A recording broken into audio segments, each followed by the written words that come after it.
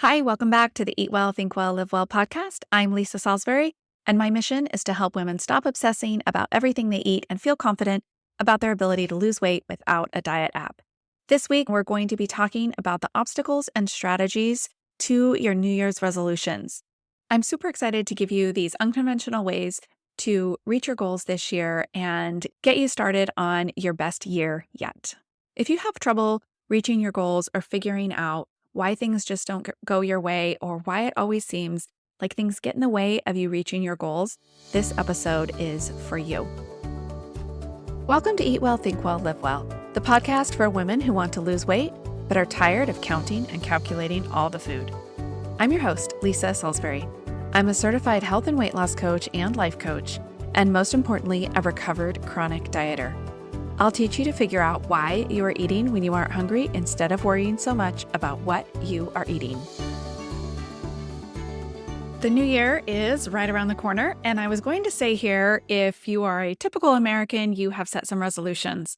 But when I checked, actually less than half of Americans set resolutions in 2022, about 41%. So I actually want you to be part of the minority here. I think this probably comes from the fact that most people don't achieve their goals. And so why bother setting them, right? In fact, studies show that somewhere around 8 to 9% of those that set resolutions actually achieve them.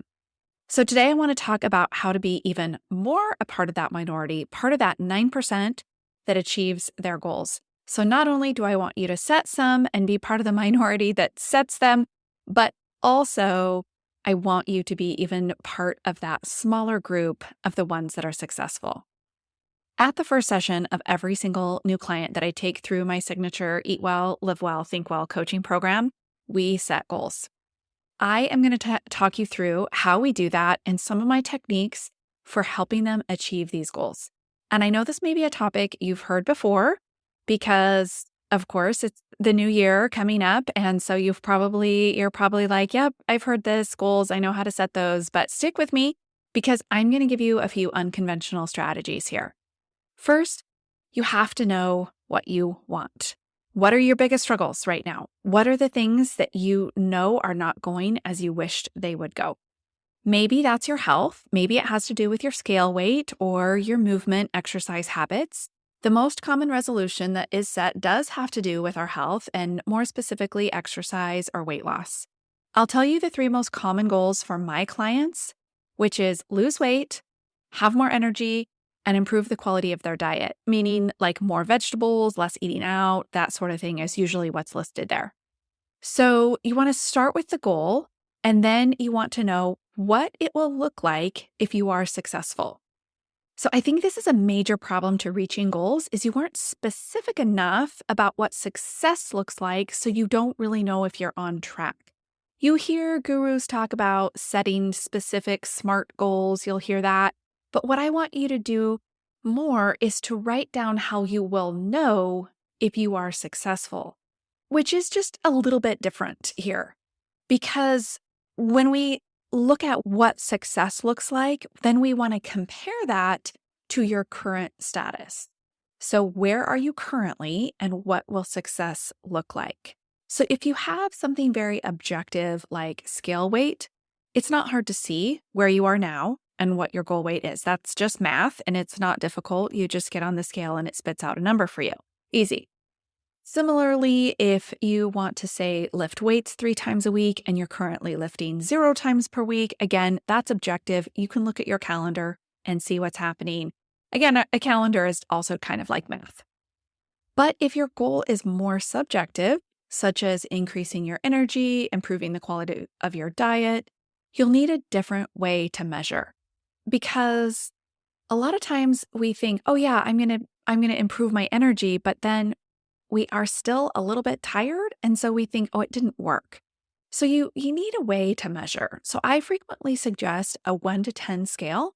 So maybe 1 is you can't get out of bed all day, or you need several caffeinated drinks and naps to make it through the day. And 10 is the perfect amount of energy. You don't need any coffee or naps, and you're just ready to fall asleep at bedtime.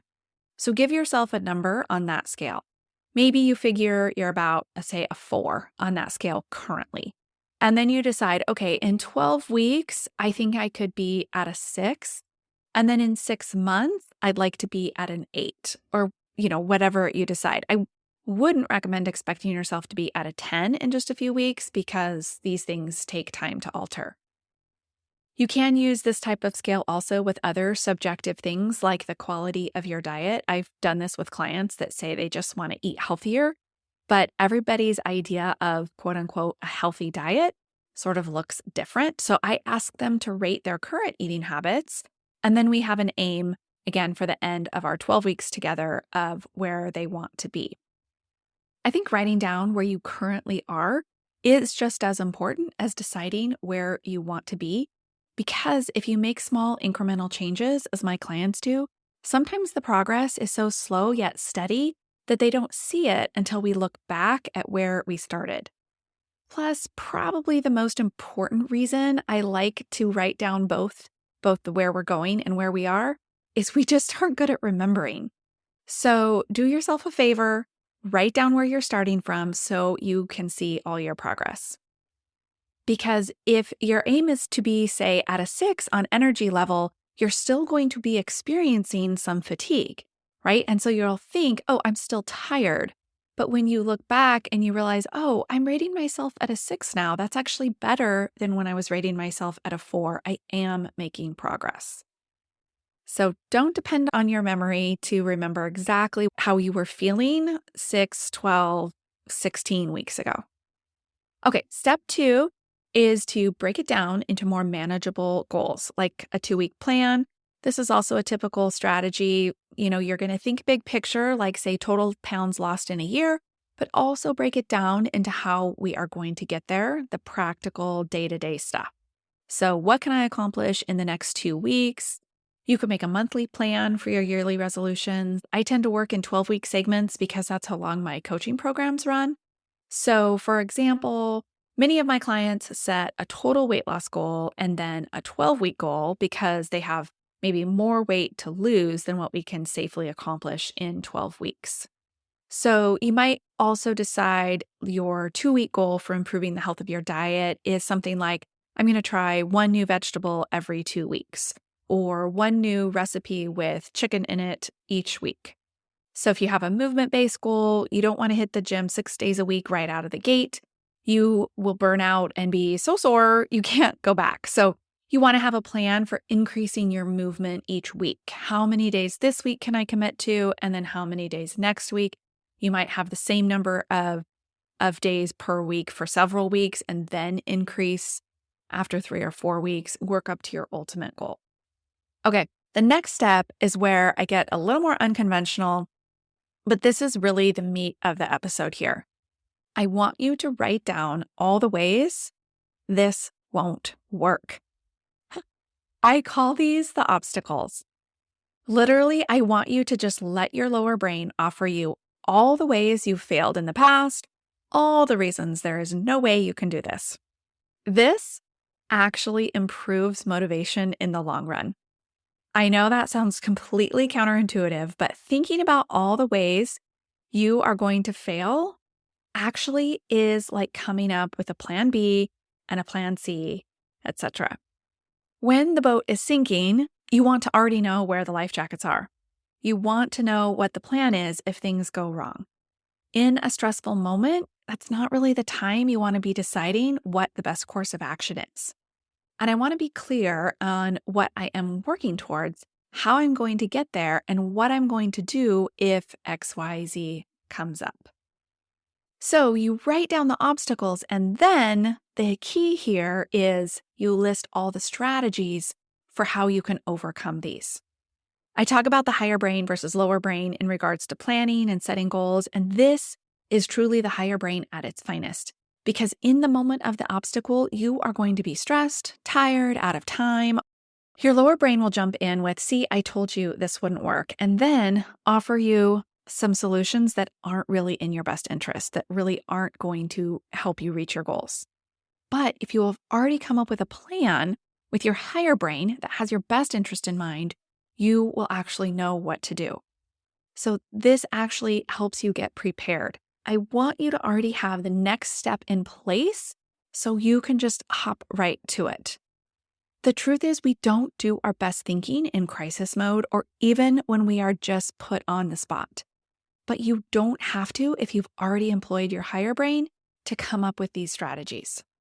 So this feels like you're setting yourself up for disaster to focus on all the ways this won't work, but I promise this is actually a proven technique. I actually heard this story on a podcast and I looked it up and it is true. So I want to share it with you as well. In fact, I had just done an obstacle and strategy session with a client when I heard this episode on a fairly unrelated podcast to mine. So I was like, yes, this is a perfect example. So think back to the 2008 Beijing Summer Olympics. Michael Phelps had just won 7 gold medals and he had 1 race to go. So this would be record setting to win 8 gold medals in a single Olympics.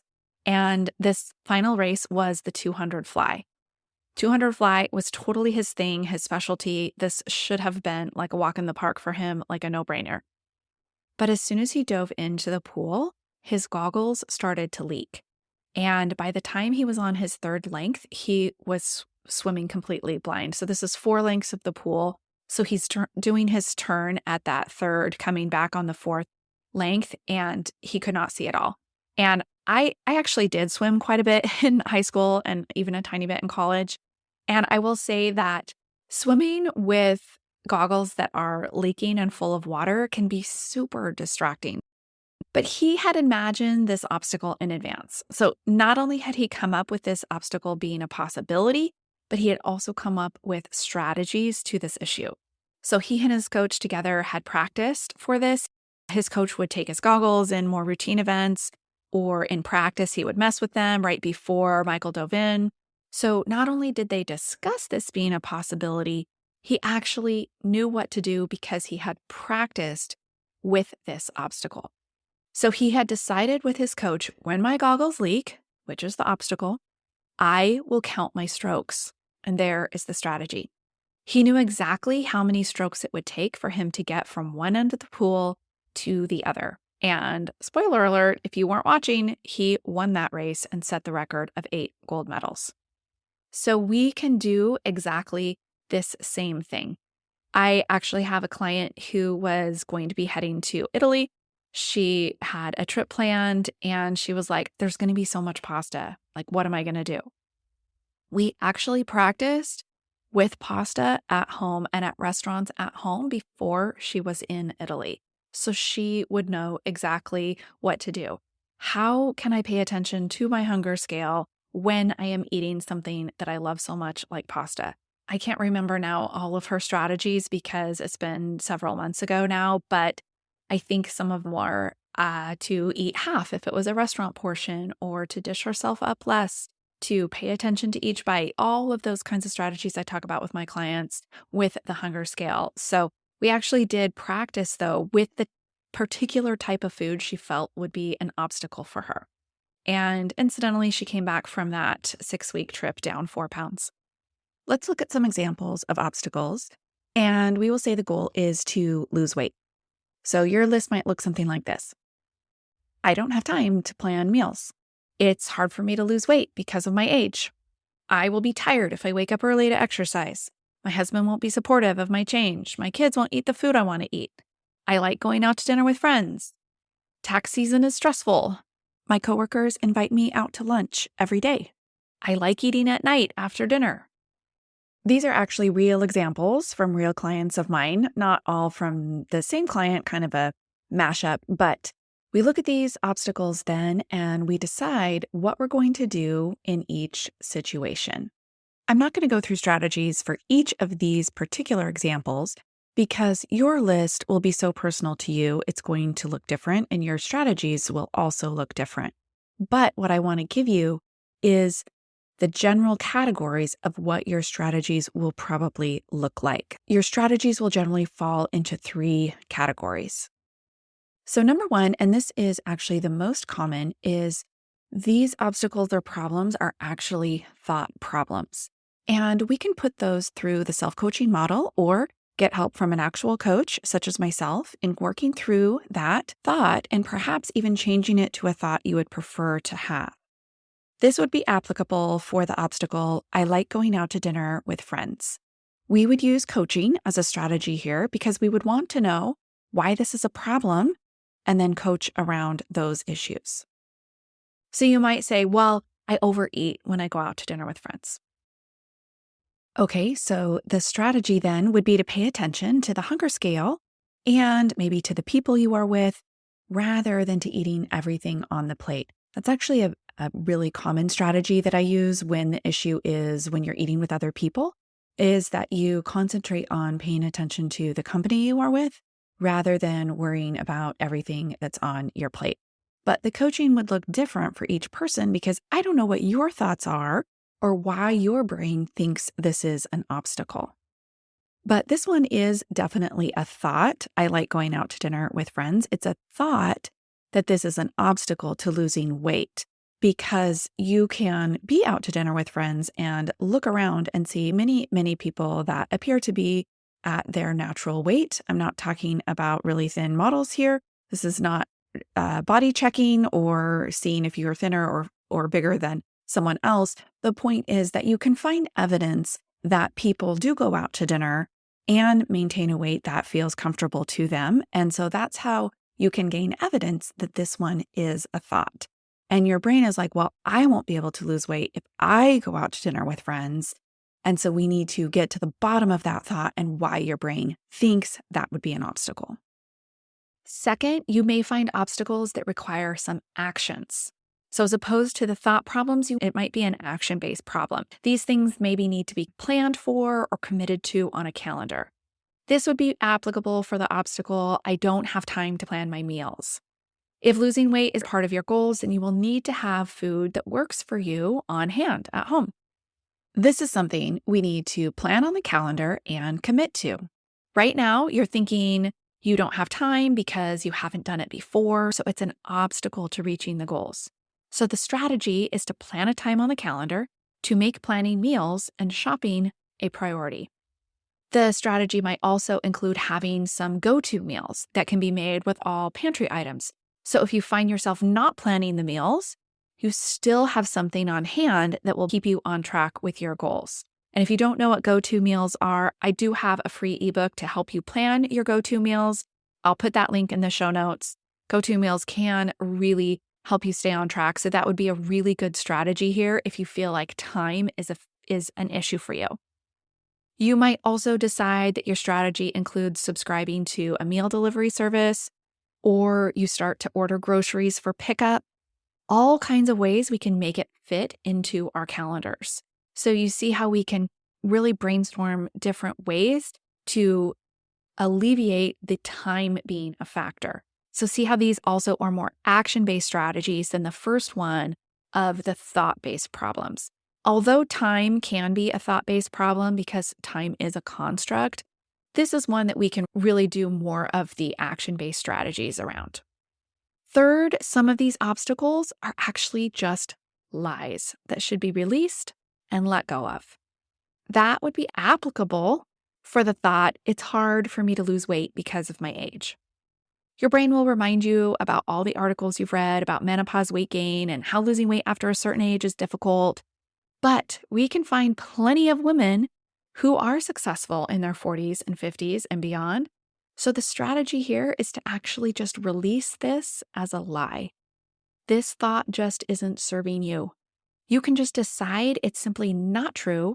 And when it comes up again, the strategy is simply to remind yourself it's a lie and you don't believe it anymore. This is different than the first one, which I said is a thought-based problem. Although lies are thought-based problem, we don't actually need to run them through the model or get coaching on them as far as trying to change them. If they're a lie, they're a lie. We just can release them, even though they'll come up time and time again, because we don't just decide something's a lie and then have our brain be like, oh, you're right, I'll just never offer that to you again. Of course it's going to offer it to you. Of course your lower brain is going to offer that to you. But you can just remind your brain, not a problem here. That's just not true. I often find several lies in my client list of obstacles, so don't be afraid to really question the things that come up for you when you're writing your obstacle list. Now, that isn't to say that your brain doesn't think they are real, or that I don't want you to feel like I'm dismissing what you're saying, like, oh, that's not important, it's just not true. rather you just want to get really honest and question your brain, really just don't believe everything it offers you. It's awesome to get all that stuff out on paper, though, so you can really see where the problems live. So, those are the ways we're going to attack and come up with strategies to all of the obstacles. I really encourage you to do this process. It is highly motivating to have more of a plan because we find that we just set the goal and decide, okay, I'm going to go to the gym, but we don't decide what to do when our alarm doesn't go off. We don't decide what to do when we have to stay up late and we're tired. We've got to make these decisions ahead of time. So when those obstacles come up, when you get invited to a lunch that you weren't planning on, you need to have a strategy for what you're going to do made with your upper brain. So I'd love to help you through this process of setting goals and figuring out all of your obstacles and strategies. Since coaching can be a very effective strategy in overcoming some of your obstacles, I would love for you to schedule a time on my calendar for your free call. Coincidentally, they are called free strategy sessions. We don't go over this whole process in those calls, but rather we see where you are currently, and I give you some coaching along the way, and you get to decide if my Eat Well, Think Well, Live Well coaching program is the perfect fit for you, and that is where we would go through this entire process. I can help you release overwhelm with the obstacles to your goals by helping you plan, question your thoughts, and strategize for success. We can come up with answers to each and every one of these problems that your brain presents. And this can become extremely motivating and help you reach your goals. All right, talk to you soon. Hey, thanks for listening today. If you're ready to get some personalized coaching from me, I'd encourage you to schedule a free strategy session. Visit www.wellwithlisa.as.me, or it's easier just to find that link in the show notes. We'll talk about where you currently are with your weight loss goals, and I'll give you some actionable tools you can start implementing right away. Thanks again for joining me, Lisa Salisbury, in this episode of Eat Well, Think Well, Live Well.